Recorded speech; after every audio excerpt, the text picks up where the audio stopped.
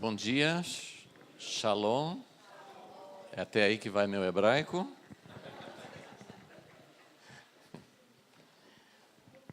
Tivemos um dia maravilhoso ontem, não foi? Quem não veio ontem perdeu, mas as palestras, os áudios, os vídeos vão ser disponibilizados. Eu não sei se ainda no final, talvez com a Ademir, você possa pegar os áudios. Vai subir no YouTube e vai ser disponível depois. Porque realmente, assim, o que eu vou falar hoje, eu estou construindo em cima do que eu falei ontem. Então, quem não pôde pegar ontem, é bom depois você pegar essas gravações. E outras coisas muito preciosas foram feitas ontem também. Nós estamos crendo que Deus está fazendo algo aqui entre nós nesses dias. Amém? A gente pode sentir a presença do Espírito Santo e lembrando sempre que é maravilhoso estar presente, sentindo o mover do Espírito Santo aqui, mas que o objetivo de Deus não é só o momento, que isso aqui são sementes plantadas ou sendo regadas, muitos aqui já ouviram coisas assim antes, mas Deus está trabalhando em nossos corações para que haja prática, para que haja ações daqui para frente. Então, isso aqui é um momento, mas desse momento devem partir ações, atitudes, mudanças. Esse é o nosso desejo, essa é a nossa oração. Espero que seja a sua também. Uma outra coisa que eu queria só comentar, quando a gente canta sobre Jerusalém, eu não sei você, mas eu lembro há muitos anos, aquelas músicas sobre Jerusalém, até músicas de Natal que falavam de Jerusalém, tem algo que mexe no nosso coração. Eu acho que é uma experiência universal, né? O nome de Jesus mexe no nosso coração. E olha, gente, Jesus, Yeshua, ou se tiver outra pronúncia, não importa, amém? Não tem, assim, é maravilhoso a gente pegar nossas raízes, ver como que Yeshua é a pronúncia, como eles faziam, mas se você falar Jesus, ele entende do mesmo jeito, tá? Assim, não vamos pensar que a unção está na pronúncia, né? Jesus é uma pessoa, e o nome dele inspira em nós paixão, é algo que mexe dentro do nosso coração. Mas Jerusalém, por que Jerusalém mexe no nosso coração? Né? Não é uma coisa natural isso. Eu não considero que é uma coisa natural. Nós não somos judeus, a maioria aqui não é judeu, não é nossa pátria, naturalmente falando, mas tem algo que mexe no nosso coração, porque Deus tem algo, Ele escolheu Sião, Ele escolheu Jerusalém, como a gente falou ontem.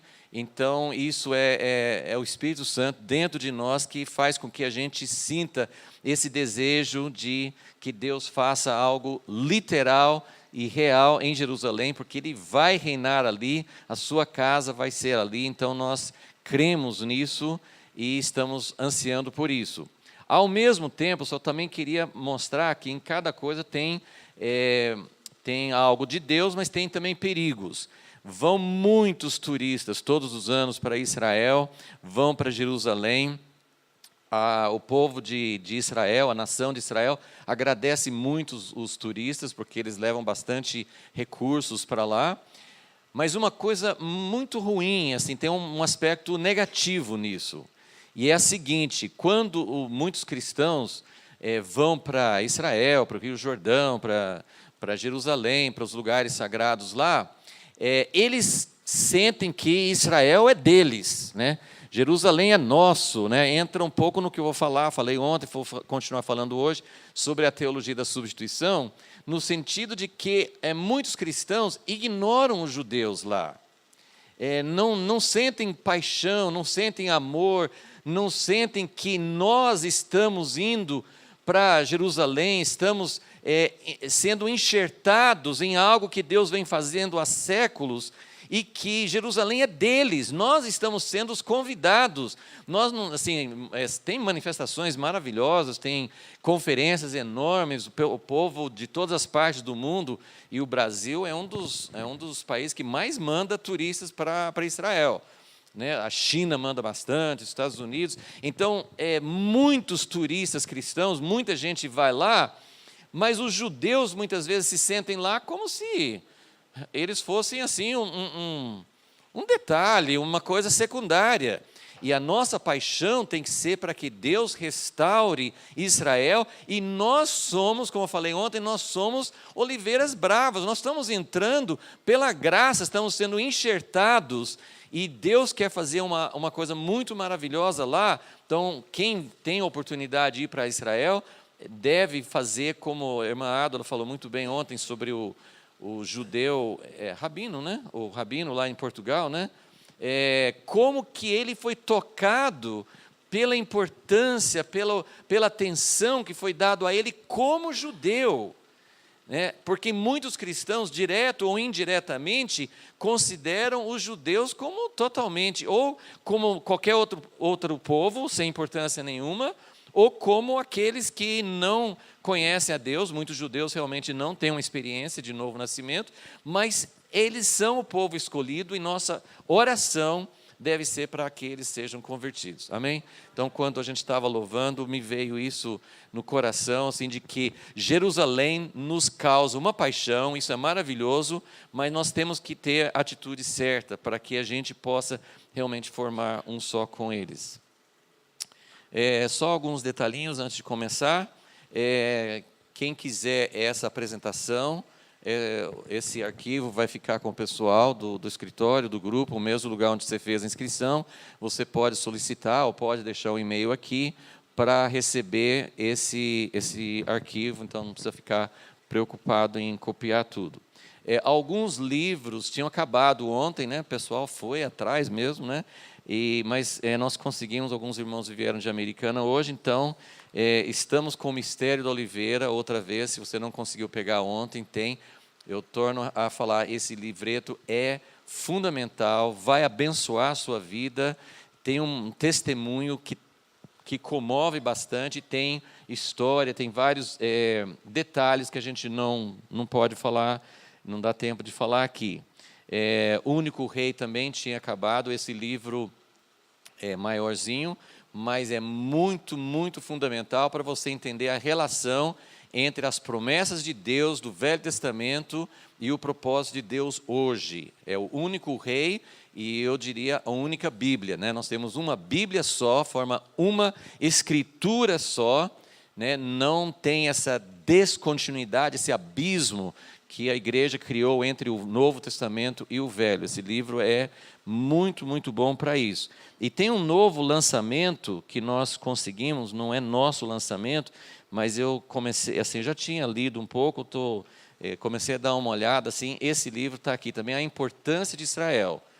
Esse livro é muito bom também, é menorzinho, infelizmente é meio caro, né? Mas outra editora a gente não tem como mexer com o preço, mas a importância de Israel, fala a respeito da teologia da substituição, do plano de Deus, sucinto e muito, muito bom. Esse livro do nosso irmão Asher, o que a Bíblia realmente fala sobre a terra prometida.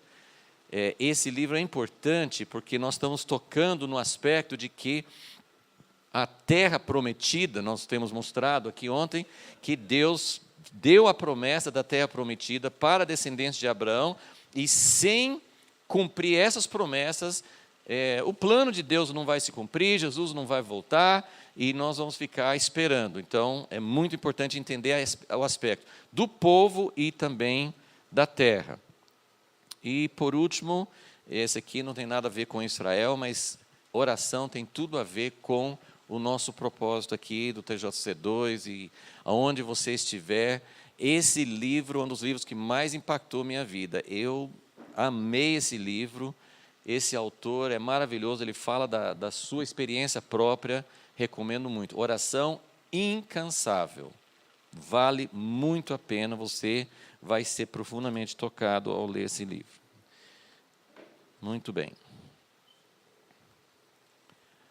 Então, nós vamos lá onde nós paramos. Esse foi o último slide de ontem, né? Então, vamos passar para a próxima. Deus escolhe soberanamente seus instrumentos e suas estratégias. Eu falei um pouco sobre isso ontem também. As escolhas de Deus, muitas vezes, não fazem muito sentido, são estranhas, né? E a gente poderia dar muitos exemplos, né? Por que dos 12 filhos de Jacó, Deus escolheu José para mostrar aquelas visões, todos os irmãos dele ficarem ciumados, né? Então, as escolhas de Deus, Jesus, por que Deus escolheu? A Bíblia fala em Isaías 53, né? Não havia nenhuma atração para Jesus, e Deus escolheu Jesus, e Jesus escolheu nascer de uma forma humilde, sem atração. Então, a própria escolha de Jesus é algo que não faz sentido para a nossa mente natural. Então, as escolhas de Deus são soberanas, causam dificuldade para nós, e é muito importante por que Deus escolheu Israel, por que Deus escolheu aquela terra. E não é impressionante, nós no século 21, a gente lê essas profecias do Velho Testamento, do Novo, há tantos milhares de anos, e Zacarias falando assim, Jerusalém vai ser uma pedra pesada para todas as nações, e nós, no século 21, vendo isso acontecer, e eu acho que muita gente que não acredita na Bíblia, que talvez não creia em Deus, pergunta assim, gente, por que todo mundo está preocupado com Israel, com Jerusalém? Né? Você vai para Jerusalém, você fica encantado com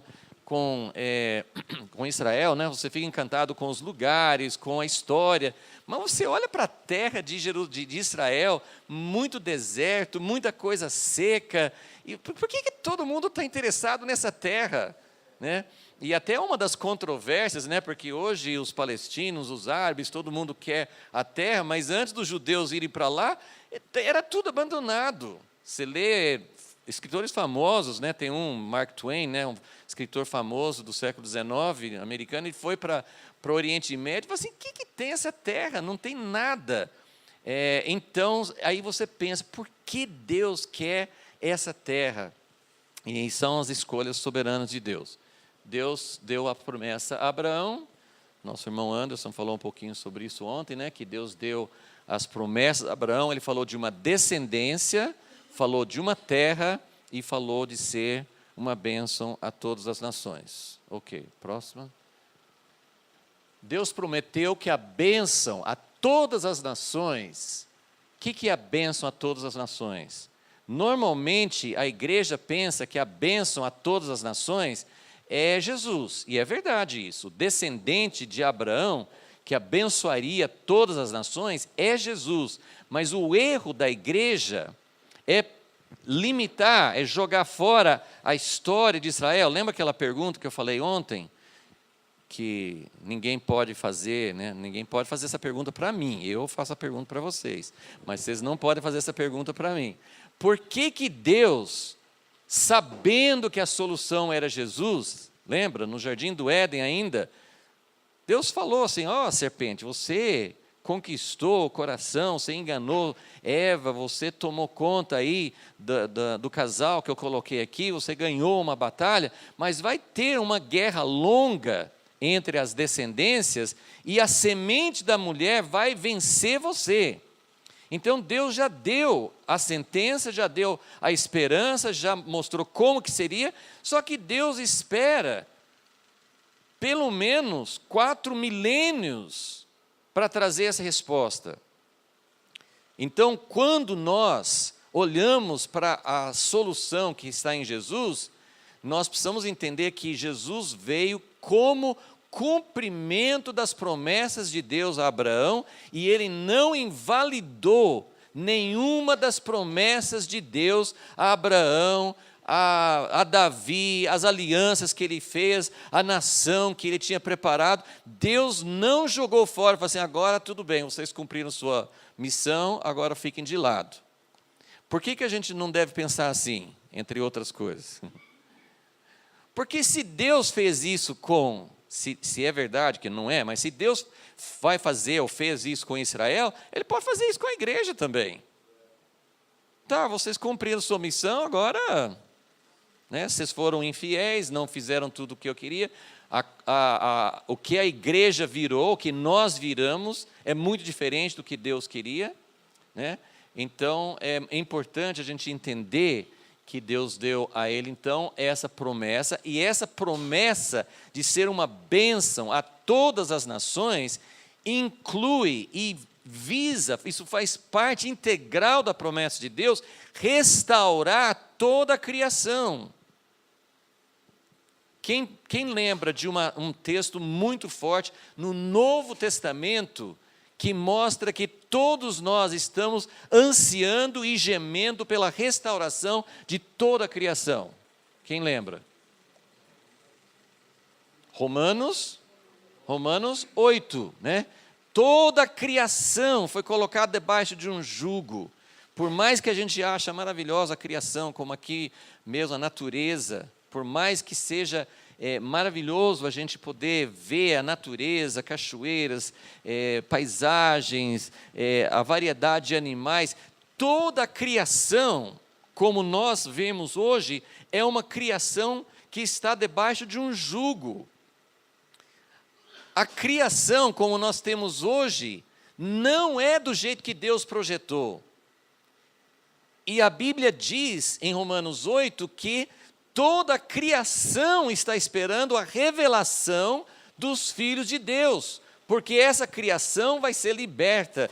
E quem gosta das Crônicas de Nárnia, lá ele tem, né, umas cenas maravilhosas, que ele pinta umas cenas de como que vai ser, né, como, por exemplo, quando tudo que estava em inverno, né, e aí vem, derrete todo o gelo, os pássaros começam a cantar de novo, vai ser tão diferente a natureza restaurada, quanto aquela cena que C.S. Lewis pintou, de tudo estar assim congelado, com neve, e todos os animais hibernando, e sem manifestar a beleza, né, a variedade. Deus vai libertar a criação, mas para isso depende da manifestação dos filhos de Deus, e a manifestação dos filhos de Deus depende da restauração completa de Israel e a igreja. Amém? Então, Deus quer restaurar a criação, e toda a terra vem por meio de uma descendência de Abraão. Nós fazemos parte da descendência de Abraão, mas nós não tiramos o lugar, nós não tomamos o lugar da descendência natural. A descendência de Abraão, que a Bíblia fala, inclui agora judeus e gentios, mas a promessa de Deus na terra de Israel precisa ser cumprida. Isso nós falamos ontem também, a consumação que Deus prometeu na Bíblia corresponde perfeitamente ao propósito original de Deus na criação. Tudo que nós mostramos naquele primeiro slide, daquilo que Deus queria fazer na criação, Ele vai completar na consumação. Ok? Então, agora nós vamos começar a falar sobre a teologia da substituição. Temos mencionado o que é, de onde veio essa teoria, essa teologia. Logicamente, nesses poucos minutos, a gente não vai falar com muita profundidade, por isso esses outros livros que estou indicando ajudam bastante.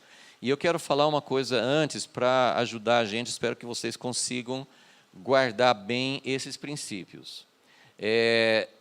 No meio daqueles que estão entendendo que Deus tem um propósito para Israel, eu acredito, pode ser que alguém aqui tenha dúvidas, mas eu acredito que a maioria das pessoas que estão aqui hoje não tem assim, muita dúvida, não acredita na teologia da substituição, acredito, a maioria.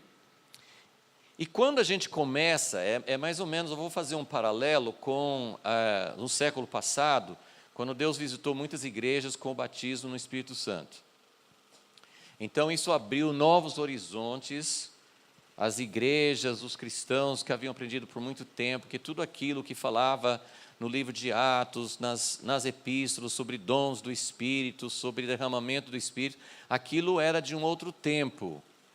Então, muitas igrejas ensinavam que não tinha mais dons, não tinha mais ministérios, aquilo tinha terminado no passado e não tinha mais isso. E quando o Senhor começou a batizar, derramar o Espírito Santo sobre batismo pentecostal no início do século, mas depois assim a renovação carismática nas igrejas históricas, aquilo abriu um novo horizonte e muita gente foi renovada. E muita gente, às vezes, sem ter muito conhecimento teológico, simplesmente pela experiência. Por que você acredita no batismo do Espírito Santo? Porque Deus me batizou no Espírito Santo e é uma realidade. Então, muita gente não tinha não tinha e não tem, até hoje, muita base bíblica. Por que você crê? Né? Então, duas coisas que eu quero falar com vocês hoje sobre a teologia da substituição, que também é uma janela nova que Deus está abrindo, é nova entre aspas, porque durante a história da igreja sempre houve algumas pessoas, um remanescente que cria assim, mas a maioria da igreja tem acreditado e acredita hoje em alguma parte, às vezes não em tudo, mas muita gente, a grande maioria da igreja hoje, crê pelo menos parcialmente na teologia da substituição, mesmo sem saber. Tem muita gente que não sabe o nome, mas a maneira que crê, a maneira que eles entenderam é assim.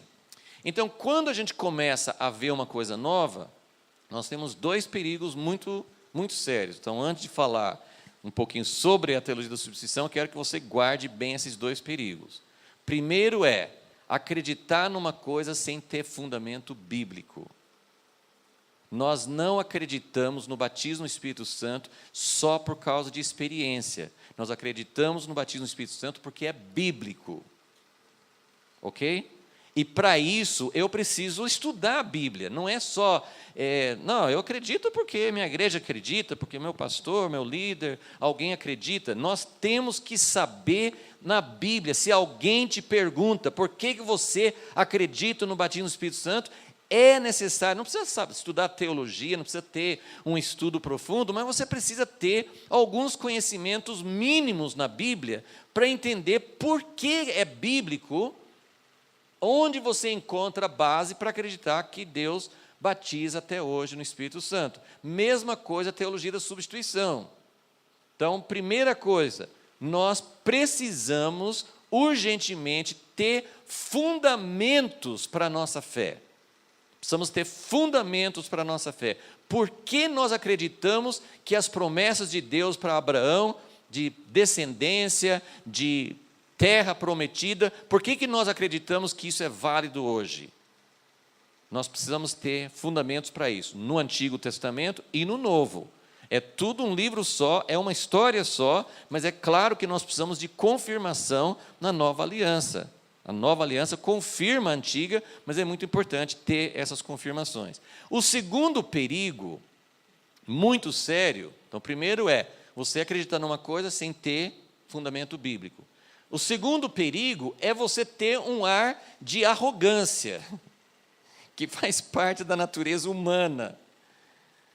Os pentecostais, carismáticos, todos que creem no batismo do Espírito Santo e renovação, geralmente têm um ar de superioridade em relação aos tradicionais. Isso gera separação, isso gera divisão, isso não atrai, isso repele.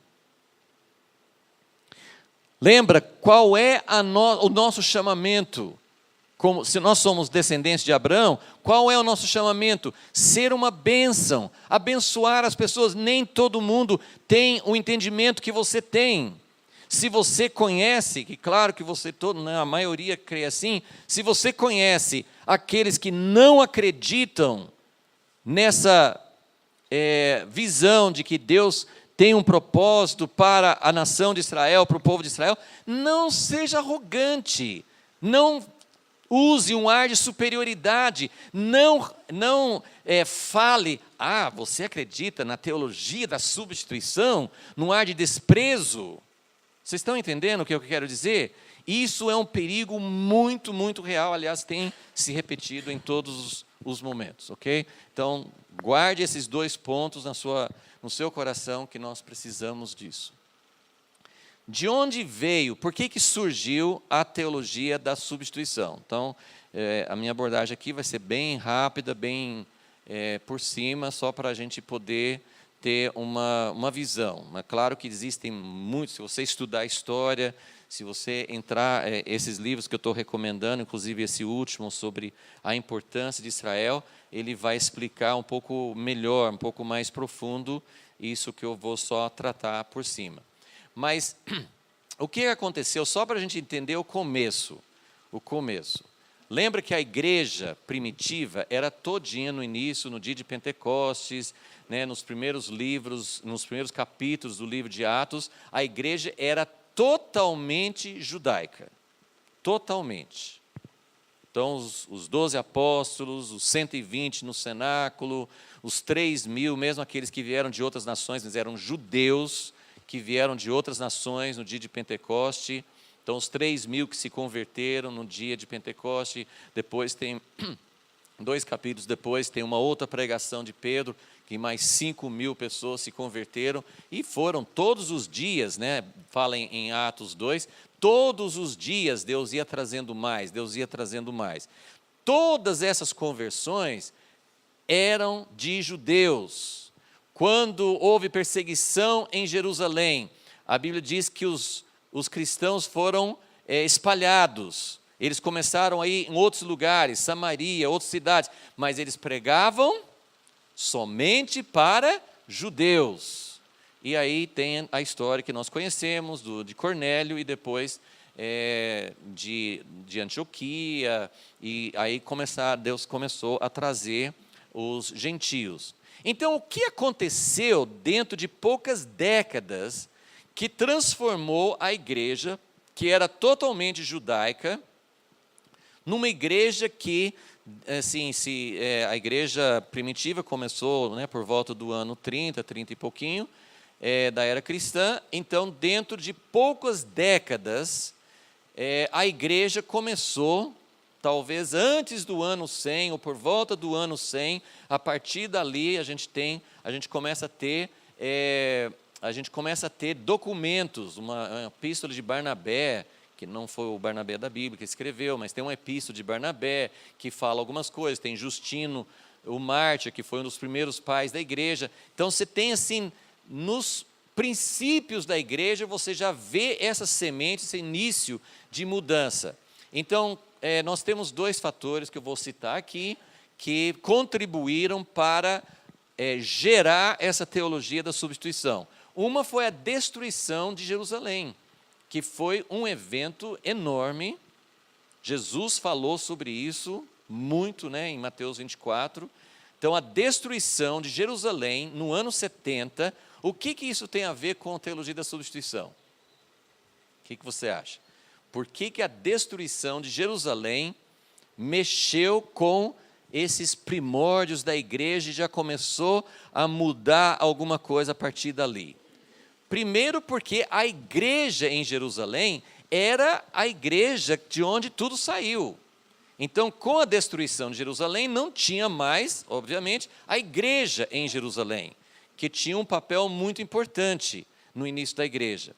Mas não é só isso, assim, que acabou a igreja ali, porque os líderes, os homens de Deus, e continuaram tendo uma influência por algum tempo. Essa época, só um parênteses, essa época de 70, depois, né, o ano 70, até o ano 100, 110, nós temos pouquíssimas informações, não tem muitos documentos, não temos muitas informações sobre essas décadas. Então, é um período meio... Nós temos algumas cartas de João que foram escritas nesse período, né, as 3 cartas de João, o livro de Apocalipse, mas nós não temos muitos documentos, não temos muitas evidências sobre o que aconteceu com a igreja.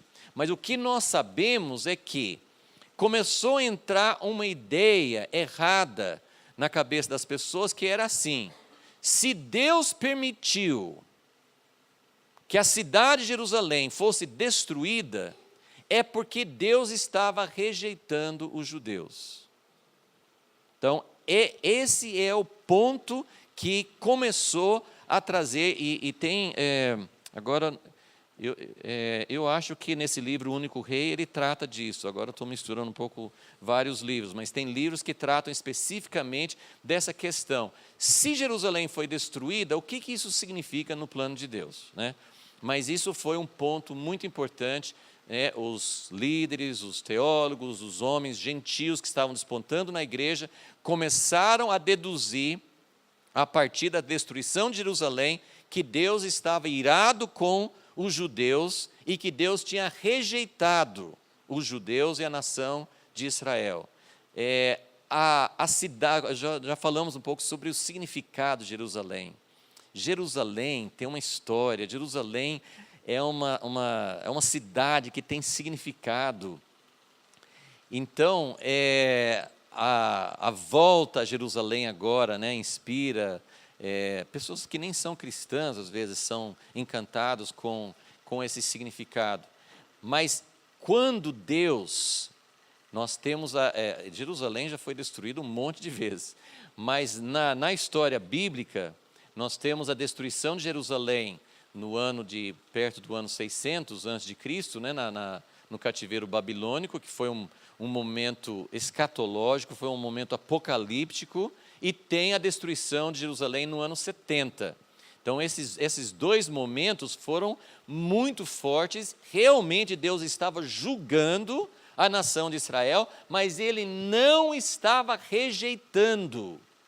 Isso é muito importante, eu não tenho tempo para mostrar, mas em todos os profetas, Jeremias, que foi o profeta que estava falando da primeira destruição de Jerusalém, Jeremias falou muitas vezes, Jerusalém vai ser destruída, não adianta orar mais, eu já decretei, vai ser destruída, vocês vão para o cativeiro. Mas o que Deus falou com Jeremias também? Eu vou restaurar, eu vou trazer de volta. A disciplina de Deus não é rejeição. E isso vale para a nossa vida também.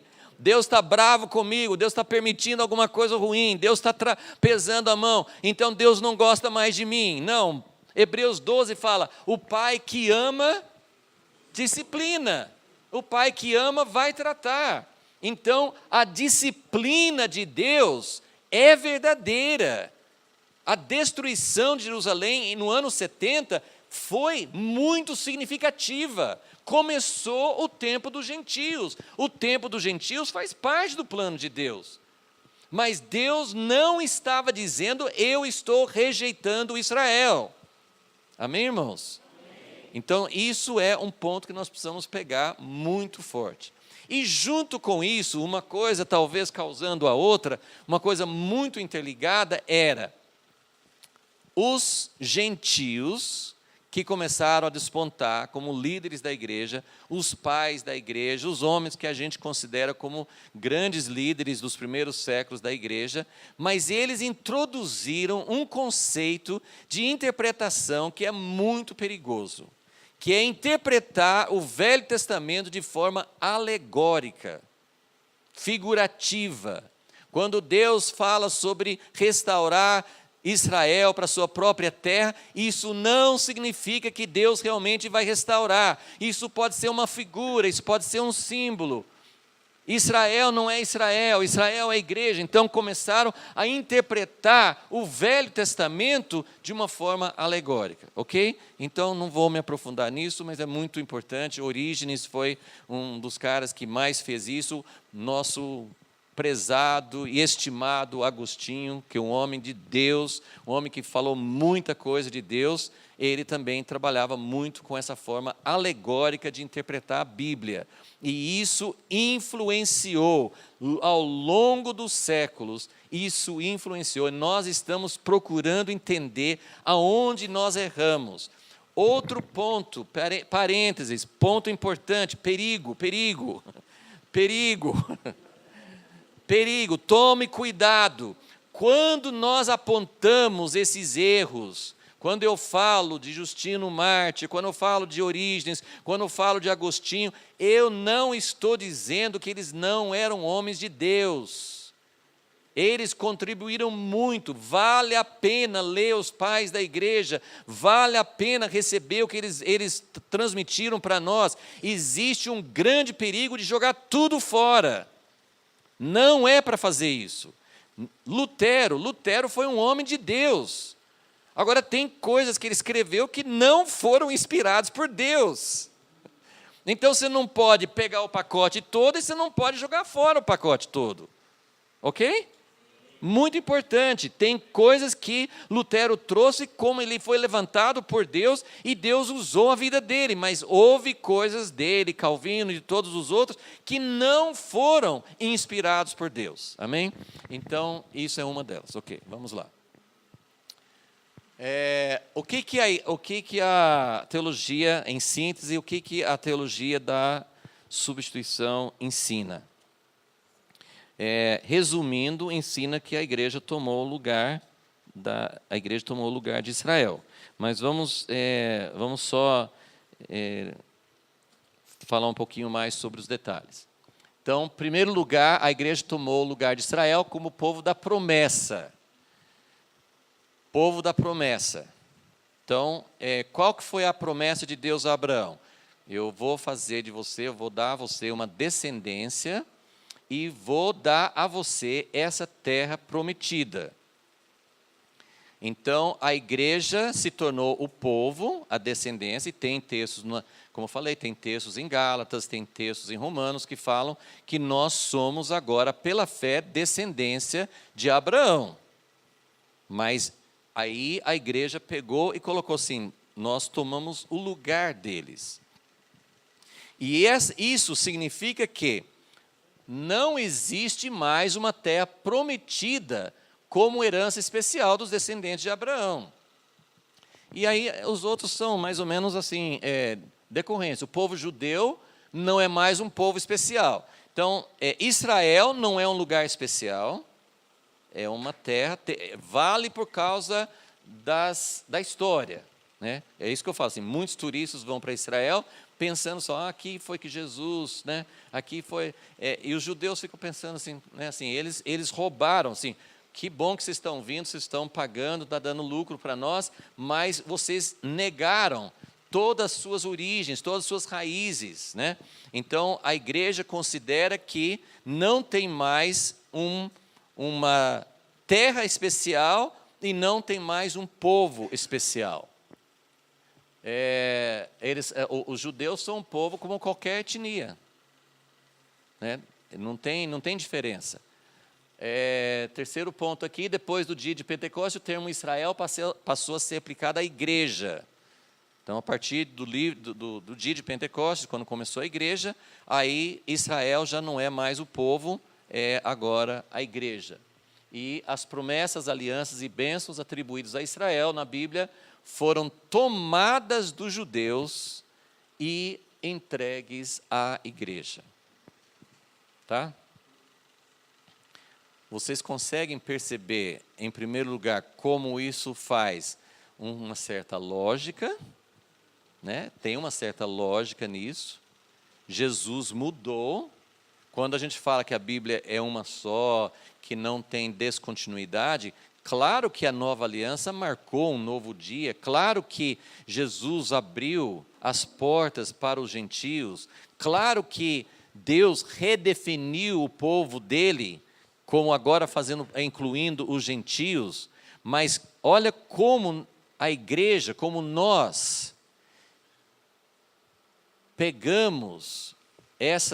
aplicamos essa verdade de uma forma errada e fizemos violência,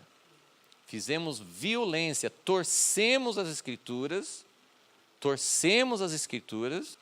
faz parte desde o início, né? Assim, essa foi bom, eu não sei se todos ouviram, assim, ela falou assim, como que vamos dizer assim, essa afirmação, essa acusação de que foram judeus que mataram Jesus. Como que isso contribui? Eu acho que seria importante incluir isso como parte da causa da teologia da substituição, porque desde o início eles foram considerados como culpados. Os judeus foram culpados ou não foram?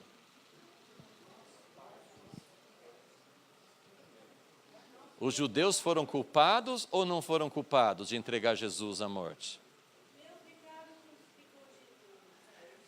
Tá, mas Jesus, quando pagou os pecados, ele pagou os pecados de todos nós. Então, ele foi pregado na cruz por nossa causa. Isso é uma afirmação teológica correta. Agora, histórica, quem mandou Jesus para a cruz? Então, eu estou falando uma coisa que eu já vi judeus messiânicos assumirem isso. Então, eu não estou falando com minha autoridade. Os judeus precisam assumir, não de uma forma errada. Veja como tem extremos. Eles são totalmente culpados, então Inquisição, morte para os assassinos de Jesus. As cruzadas foram isso, né? Morte aos assassinos de Jesus. Uma conclusão totalmente errada. Mas os judeus precisam assumir historicamente a culpa que eles tiveram. Quem foi que insistiu com Pilatos que Jesus fosse morto? Gente, vocês percebem? Não é nem ir para um lado e nem ir para o outro. E eu já vi judeus assumirem isso e dizer, nós precisamos nos arrepender continuamente pela nossa culpa. Isso não justifica Inquisição, isso não justifica cruzadas, isso não justifica nenhuma perseguição e não justifica uma atitude de que os judeus são mais pecadores do que nós. Deu para entender? Então, não vamos nem para um lado nem para outro. Os judeus, historicamente, os judeus como nação, os líderes da nação, muitos judeus aceitaram Jesus. A igreja começou com os judeus. Mas a liderança da nação judaica rejeitou Jesus.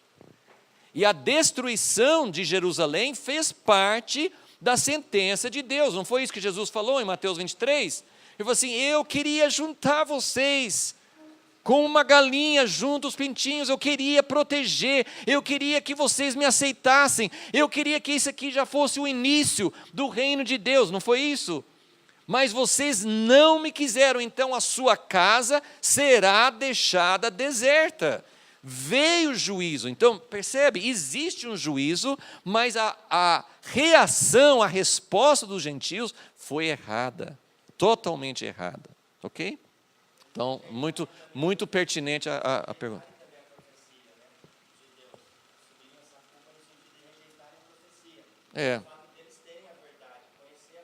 Sim. Ok? Então isso é muito importante para a gente entender essa parte histórica.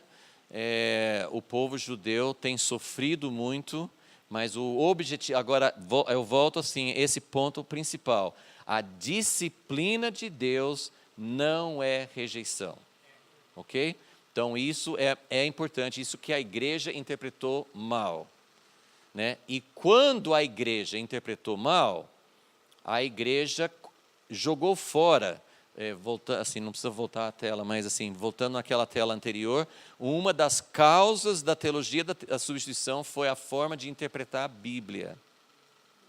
E isso é muito, muito fundamental, que a igreja passou a interpretar a Bíblia de uma forma diferente. Gente, eu vou falar uma outra coisa, um outro princípio importante. A gente tem uma tendência, isso é todo mundo, nós temos uma tendência de interpretar a Bíblia de acordo com as evidências atuais. Hoje tem muita gente aberto para entender que Israel tem uma parte no plano de Deus. Claro que o Espírito Santo está agindo, mas tem uma razão para isso. Qual é? Hoje tem muito mais gente aberta para entender que Deus tem um plano para Israel. Por quê? Porque Israel está aí. Deus fez. Tem gente que mesmo olhando isso não acredita, mas tem muita gente... Nós estamos abertos para entender que Deus tem um plano para Israel, porque hoje nós estamos vendo que Deus está fazendo alguma coisa com Israel. Agora, eu tiro o chapéu para quem acreditava nisso antes de ter o movimento sionista, antes de ter judeu voltando para a terra prometida, antes de ter o Estado de Israel. Houve pessoas visionárias, houve pessoas que acreditavam nisso, e uma das linhas, que eu não sou adepto da interpretação dispensacionalista, que acredita assim, no arrebatamento, antes da tribulação, tal, se você crê diferente, não tem problema, mas os dispensacionalistas foram uns dos primeiros, no século XIX, a acreditar que Deus tinha um plano para Israel. Então, a gente tem que realmente reconhecer que Deus mostrou isso. Mas as pessoas tendem... Eu vou usar um exemplo meio forte, né, assim, pessoal. Tem gente que acredita firmemente que Deus é contra o divórcio, até o dia que eles vão divorciar. Aí reinterpretam a Bíblia. Agora todo mundo entendeu, né? Então, é assim que a gente faz com as Escrituras. O que aconteceu? Eu quero falar um outro detalhe aqui nessa época. No ano 70, Jerusalém foi destruída. Foi uma história terrível. Eu nunca li, mas tem a história contada em detalhes por Joséfos. É coisa terrível. Jesus avisou antes. Eu não sei se eles fizeram certo ou não, eu não conheço todos os detalhes, mas os cristãos entendiam que a profecia estava se cumprindo e não lutaram para defender Jerusalém. E os judeus, talvez, eu não conheço bem os detalhes dessa história, mas talvez até os judeus messiânicos acharam muito ruim com alguns cristãos que não ajudaram, que não assumiram o lado dos judeus. Depois, anos depois, houve uma segunda revolta, em 132. E os judeus, por causa da sua revolta, porque eles se rebelaram, né, várias vezes, e essas duas principais, os judeus passaram a ser odiados pelos romanos. E os cristãos, agora, gente, presta atenção, eu estou simplificando, não conheço todos os detalhes, mas isso aqui é importante para a gente aplicar hoje. Os cristãos viram que os romanos eram muito contra os judeus. E os cristãos quiseram se distanciar. A gente não é judeu, a gente não tem nada a ver com judeu, nós somos cristãos. E isso contribuiu. Eu não estou nem discutindo se era para defender ou não a revolta, mas eu estou querendo dizer, você muda a sua teologia de acordo com as circunstâncias. E isso vai acontecer hoje. Isso vai acontecer na nossa geração. Nós vamos ter uma forte tentação de mudar a nossa teologia de acordo com a situação política, mundial, e é muito perigoso, porque nós temos que ser fiéis a Deus, apesar de todas as circunstâncias contrárias. E isso contribuiu. Muitos cristãos quiseram se distanciar e fizeram isso, inclusive, em relação à interpretação do Antigo Testamento. Nós não interpretamos mais como judeus. Nós vamos interpretar tudo alegoricamente. Faz parte, está mais ou menos dentro da mesma pergunta, né? Se você não ouviu a pergunta, ela está citando lá quando Pilatos falou, não, esse homem é inocente, e os judeus falaram assim, não, e Pilatos ainda falou assim, eu não quero o sangue dele sobre mim. E aí os judeus falaram assim, que o sangue dele caia sobre nós e sobre os nossos filhos. E isso foi uma declaração terrível, e como já falei, isso tem um valor, mas a igreja explorou isso de maneira errada, ok? Não é só, nesse momento aí de Pilatos também, acho interessante a gente lembrar que Pilatos disse, eu posso lhe soltar agora? E Jesus disse, nem o poder você teria sido alto, meu pai não tivesse te dado. Antes, no Getsemane, quando os soldados foram prender ele disse, eu poderia orar agora e meu pai enviaria uma miríade de anjos. Então, ao mesmo tempo que os judeus são punidos, talvez essa punição durou 2000 anos, eu não sei, a gente percebe que Jesus se entregou, não é? Então tem isso também. Ele se entrega, como o senhor falou, né? O clero, os poderosos de Israel condenaram ele, mas ao mesmo e talvez foram punidos por isso, mas ele se entrega também. Tem esse lado interessante, né? É muito complexo e por isso, como eu falei assim, a gente precisa lembrar que não devemos ir para extremos, né? Os judeus têm pago um alto preço. Tem um elemento de juízo de Deus no sofrimento dos judeus? Tem. Mas tem um elemento muito pernicioso da perseguição da igreja. Tá? Você lembra que Deus usou a Síria, Moabe, Edom, Babilônia para castigar o seu povo, não foi? Mas os profetas sempre falam assim, mas depois vai chegar a sua hora. Agora, a igreja entrou nesse papel de perseguir de forma errada os judeus, e se a atitude foi errada, que ninguém tem dúvida disso, né?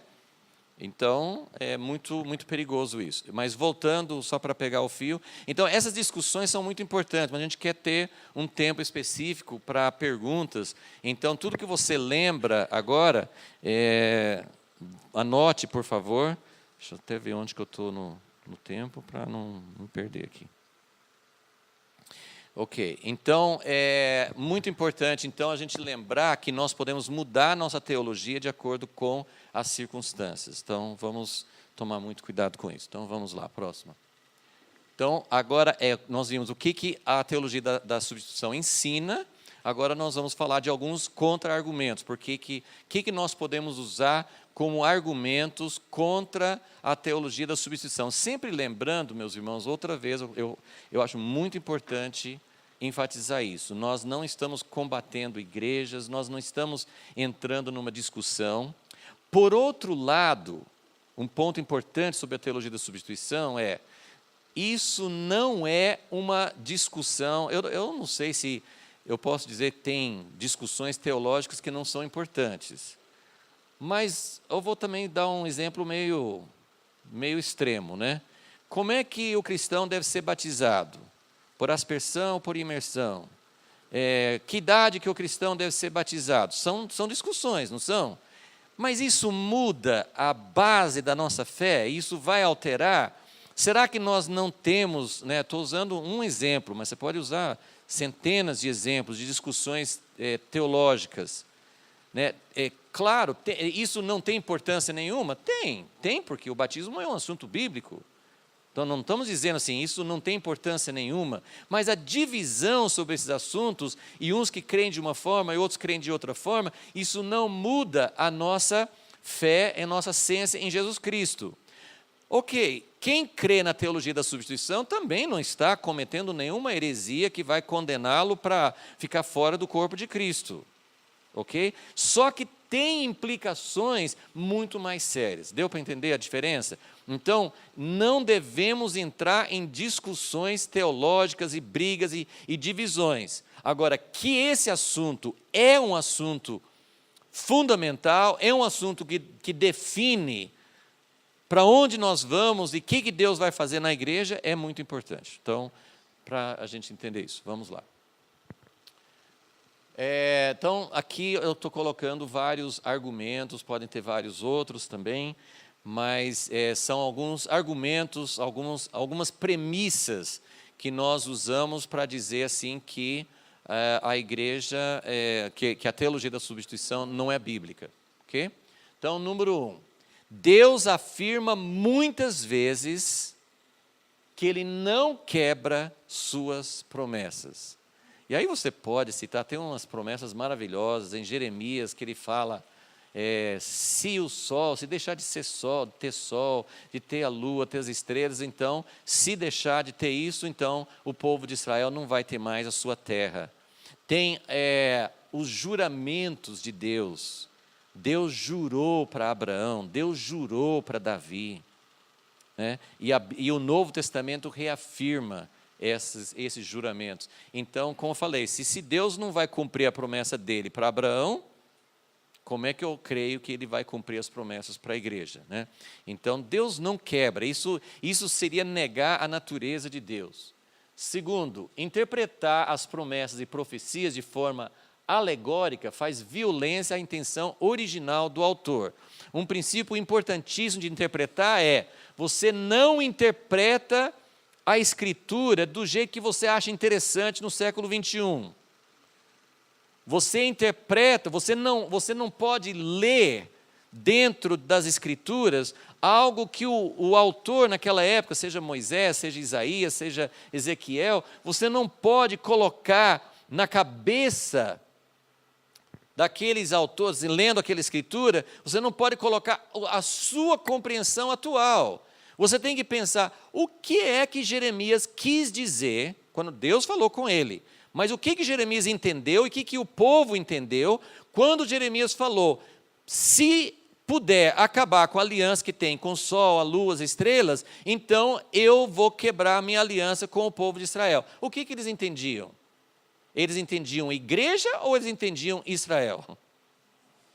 Entendeu? Então nós precisamos entender as Escrituras como elas foram escritas, no tempo que elas foram escritas, do jeito que era a intenção original. Esse é um princípio fundamental de interpretação bíblica. Quando você muda a intenção original, quando você diz, Deus falou com Abraão uma descendência, mas Deus não quis falar isso, ou hoje Deus mudou, ou porque o povo judeu foi desobediente, rebelde, então Deus mudou, você está fazendo violência à natureza de Deus e está fazendo violência à intenção original das Escrituras, ok? Então, você não pode reinterpretar as Escrituras. Número 3, o Novo Testamento não nega nem reinterpreta as promessas do Antigo Testamento. Então, Deus incluiu os gentios dentro da descendência de Abraão. Isso foi uma mudança? Foi uma mudança temporal, no sentido, sim, que naquela época os judeus é que não estavam entendendo o que Deus tinha falado com Abraão. Mas quando Deus falou com Abraão, ele falou: eu farei você o quê? Pai de muitas nações. Então, a intenção original de Deus para Abraão era incluir os gentios. Então, quando Paulo fala, nós como gentios entramos na descendência de Abraão, ele não estava mudando a intenção original e o Novo Testamento não muda essas promessas. 4, essa interpretação causou uma forte descontinuidade entre o Antigo Testamento e o Novo. Isso, uma das maneiras de você testar uma teologia, um pensamento, é quais os efeitos. Qual foi o efeito da teologia da substituição? O Velho Testamento serve só como histórias, como figuras, mas não é aquilo que Deus realmente estava fazendo na história. Então isso causou um abismo. A igreja tem entendido assim, né? Vocês já viram? Claro que existem momentos que você pode fazer isso, né? Mas alguém usa um texto bíblico e fala assim, mas isso é o Velho Testamento. Ué, desde quando que o Velho Testamento não é Bíblia, né? É claro que existem situações, né? Jesus morreu na cruz, então não precisa mais de sacrifício animal. Existem coisas específicas que mudaram, né? Mas tudo aquilo que foi escrito tem um valor enorme e nunca deixou de ser verdade ou a palavra de Deus, né? Então essa descontinuidade, essa ruptura entre o Velho e o Novo Testamento foi uma consequência negativa. 5, lembra que uma das coisas que a teologia da substituição ensina é que a partir do dia de Pentecoste, Israel agora é a igreja, né? Então uma coisa muito interessante, esse livro aqui, O Único Rei, é muito bom porque ele traz no rodapé todas as referências bíblicas. Então ele mostra detalhadamente todas as vezes que usa Israel no Novo Testamento. E ele mostra como que foi usado. Em nenhum momento, nenhuma vez, Israel no Novo Testamento se refere à igreja. Nenhuma vez. Então, isso em si já é uma coisa muito importante. Se os apóstolos, se os a igreja primitiva não aplicava Israel, nome Israel, à igreja, muito menos nós podemos fazer. Então, Israel nunca é usado no Novo Testamento para se referir à igreja. Número 6, muitas profecias a respeito de Israel, povo e terra, já foram cumpridas literalmente desde o século passado. Então, nós já estamos vendo que essas profecias são literais, porque foram cumpridas. Algumas delas, né? Nem todas, mas algumas delas já foram cumpridas. Então, a gente já tem um bom caminho para isso. 7, olha um erro de incoerência, e isso é muito comum. Na teologia da substituição, isso a gente tem que se incluir. Quando a gente aplica, não se lê no Velho Testamento, uma promessa para Israel, isso é para a igreja. Eu estou nessa. Aí quando você lê todas aquelas coisas assim, por causa da minha ira, eu vou julgar Israel, eu vou destruir. Isso foi para o povo de Israel. Gente, nós fizemos uma seleção. O que é bom é para nós, o que é ruim é para eles. Que incoerência. 8, a teologia da substituição deu base. Muito cuidado, eu tentei colocar essa frase de uma forma que não dê uma má interpretação. Não é, você fala assim, um teólogo, uma igreja, um irmão que crê na teologia da substituição, ele é antissemita, porque ele crê na teologia da substituição, ele é antissemita? Não, muito cuidado com isso. Porém, a verdade precisa ser dita. A teologia da substituição deu base, facilitou, foi usado pelo inimigo para que houvesse muitas atitudes e ações antissemíticas ao longo da história da sociedade, mas da igreja. Né? Então, você tem reformadores mandando queimar sinagogas. Por que eles podiam falar isso? Porque eles acreditavam na teologia da substituição e achavam exatamente esses textos que foram levantados aqui, que os judeus foram culpados da morte de Jesus, então a igreja seria justificada de perseguir. Ok, então essas são, próxima, esses 8 pensamentos, né, esses 8 argumentos, ajudam a gente a ter uma base. Isso aqui, gente, só, então, repetindo, um dos meus princípios iniciais era, nós não podemos só dizer que nós não acreditamos na teologia da substituição. Nós precisamos ter base bíblica. Eu não tenho tempo para fazer isso aqui. Mas um dos objetivos, a gente vai falar mais sobre isso depois, mas só quero colocar isso aqui porque é pertinente. Um dos nossos alvos de oração, pedimos oração dos irmãos e ajuda para isso. Um dos nossos objetivos para bem logo, o ano que vem, início do ano, o quanto antes possível, nós queremos formular um curso bíblico que pode ser feito em grupos pequenos ou ser usado em igrejas para ensinando as bases bíblicas. Aí sim, não fazendo como eu estou fazendo hoje, só de dar um panorama, mas entrar sim biblicamente nesses textos e mostrar por que nós não acreditamos na teologia da substituição. O que eu estou fazendo hoje é só para dar um panorama. Eu não estou, tem base bíblica, tudo isso, mas é necessário você ir na Bíblia e achar textos para tudo isso aqui e ter realmente um fundamento para aquilo que você está falando. Então, isso é muito importante, nós estamos orando para isso. Ok, então, o maior contra-argumento de todos, nós falamos de 8, mas o maior contra-argumento de todos, isso eu já falei desde ontem, sem Israel, o povo e a terra, a bênção prometida não chegará a todas as nações. A criação não será restaurada e Jesus não voltará. Você quer um argumento melhor do que esse? Claro que isso também tem que ter fundamento. Por que eu posso afirmar isso? Mas esse é o maior argumento de todos. existem pessoas, é por isso que eu falo assim, a teologia da substituição tem vários graus, né? Tem várias medidas. Algumas pessoas acreditam que Deus tem um plano para Israel, mas não acreditam, não entendem que Deus tem um plano para a terra de Israel. A igreja foi muito acostumada a pensar em céu. A igreja foi muito acostumada a pensar, adorar a Deus em espírito e em verdade, que é importante. Jesus estava mostrando para a mulher samaritana um princípio importante, mas ele não estava dizendo que Jerusalém não tem mais importância.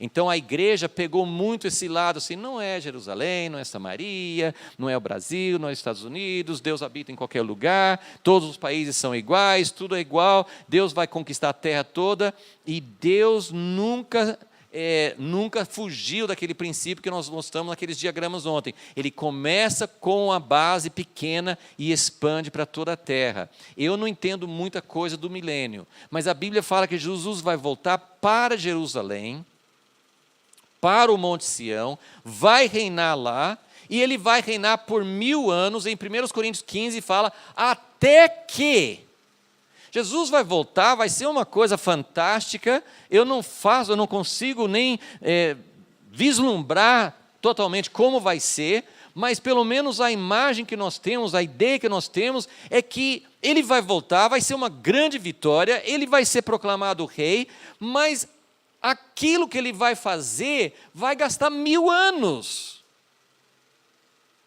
Então ele também vai começar, e a lei, como fala em Isaías 2, a lei vai sair de Jerusalém, de Sião, o monte da casa do Senhor vai ser elevado, todas as nações virão, mas isso não vai ser no estalar de dedos. E ele está procurando vencedores que vão entrar nessa mesma parceria com ele e que vão reinar com ele durante 1000 anos. E se você está achando que esse reinar é sentar num trono e ficar simplesmente tocando uma harpa, que a guerra espiritual pode ser tocando uma harpa, mas vai ser guerra espiritual. Você vai ser parceiro de Jesus para que toda a terra seja transformada. Mas Jesus precisa de uma base. Ele não pode voltar sem a base, e essa é a coisa mais importante. Deus prometeu para Abraão, Deus prometeu e deu essas promessas para Davi, e ele vai cumprir, e ele precisa da nós precisamos entrar nisso juntos, amém? Então, isso precisa se tornar uma paixão, não é uma moda, não é uma coisa, agora nós vamos só falar de Israel. Deus tem muitas coisas, essa aqui não é a única, mas Deus está procurando pessoas que tenham paixão. Como que você vai fazer isso? Eu sei que algumas pessoas não vão ficar até amanhã, mas nossa oração aqui é que Deus trabalhe nas nossas vidas, que isso seja um início ou uma continuação. Se você já tem essa paixão, se você já está, de alguma maneira, trabalhando para isso, né, mas que, a partir daqui, Deus nos faça engajar, Deus nos coloque, de alguma maneira, porque Deus faz todas as coisas, através de oração, através de parceria, através de visão, através de dedicação. Vai nos custar um preço alto, vai nos custar. Nós ouvimos ontem o irmão Pedro Souto falando, né, de como foi, o que é ser judeu, e isso, quando nós somos enxertados na oliveira, nós entramos nessa mesma missão. Nós entramos nessa mesma situação. E se quando as coisas começarem a virar contra, será que nós vamos mudar a nossa teologia? Então, esse é o nosso desafio. Vamos só ter um minutinho de oração, pode ficar sentado mesmo. Eu só quero que você faça uma oração pessoal a Deus nesse momento, pedindo que Ele mostre para você como você pode fazer parte do propósito dEle. Essa é uma oração que eu garanto que Deus vai responder.